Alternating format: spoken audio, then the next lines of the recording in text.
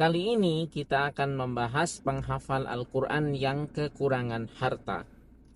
Hampir setiap manusia di dunia ini memang tidak menginginkan hidup dalam kemiskinan atau kekurangan harta.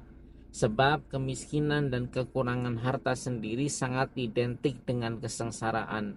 Dan manusia sudah pasti sama sekali tidak mau hidup dalam kesengsaraan. Tapi Allah sendiri tidak menghendaki semua manusia hidup dalam kekayaan dan kelebihan harta. Di antara mereka ada yang miskin, ada juga yang kaya. Salah satu tujuannya adalah agar masing-masing dapat memberi manfaat, saling mengisi, juga saling memenuhi kebutuhan. Kekurangan harta sebenarnya merupakan salah satu bentuk ujian dari Allah agar dapat diketahui siapa di antara mereka yang mampu bersabar serta tetap istiqomah mengabdikan diri kepadanya dan siapa di antara mereka yang berpaling darinya. Mereka yang mampu bersabar dan istiqomah maka sudah pasti derajatnya semakin tinggi di hadapan Allah. Seorang penghafal Al-Quran bisa saja diuji oleh Allah dengan kekurangan harta, tidak lain untuk membuktikan apakah dia benar-benar sabar dan dengan istiqomah terus menjaga hafalan Al-Quran yang sudah dihafalkannya, atau justru malah menjauh darinya, tidak mau menunaikan kewajibannya terhadap hafalan yang dimilikinya. Ujian seperti ini bukanlah berarti bahwa Allah Subhanahu wa Ta'ala membencinya, tetapi justru merupakan tanda cinta dari Allah, karena dengan ujian tersebutlah salah satunya Allah meninggikan derajat seorang penghafal Al-Quran.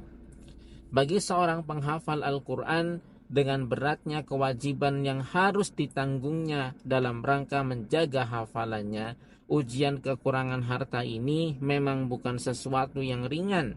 Sebab dengan ujian ini dia bukan hanya harus berpikir dan berusaha untuk tetap menjaga Al-Quran yang sudah dihafalnya, tetapi juga harus berusaha mencari jalan keluar dari rintangan yang dihadapinya tersebut tanpa harus mengorbankan hafalannya.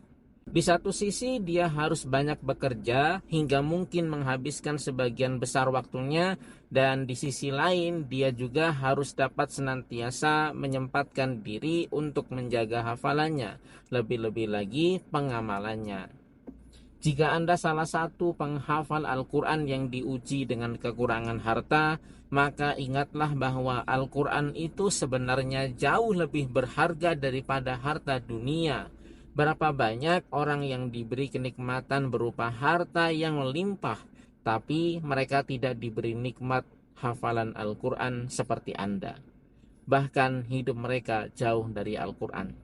Tetapi Anda, meskipun kekurangan harta, Anda sebenarnya sudah mendapatkan Al-Quran, kekayaan yang sesungguhnya bagi manusia, karena dia mampu mengantarkan kepada kebahagiaan akhirat sebagai kebahagiaan yang sesungguhnya.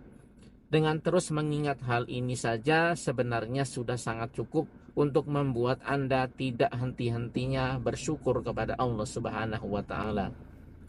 Dalam hal harta dunia, Anda seharusnya tidak hanya fokus memperhatikan orang lain yang hidup berada di atas Anda, tetapi sering-seringlah memperhatikan mereka yang justru hidup di bawah Anda, agar Anda senantiasa dapat bersyukur atas apa yang Allah berikan.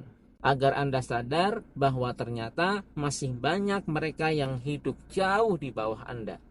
Rasulullah SAW pernah berpesan, perhatikanlah orang yang lebih rendah keadaannya daripada kalian, dan jangan perhatikan orang yang lebih sukses dibanding kalian, karena inilah cara paling efektif agar kalian tidak meremehkan nikmat Allah bagi kalian.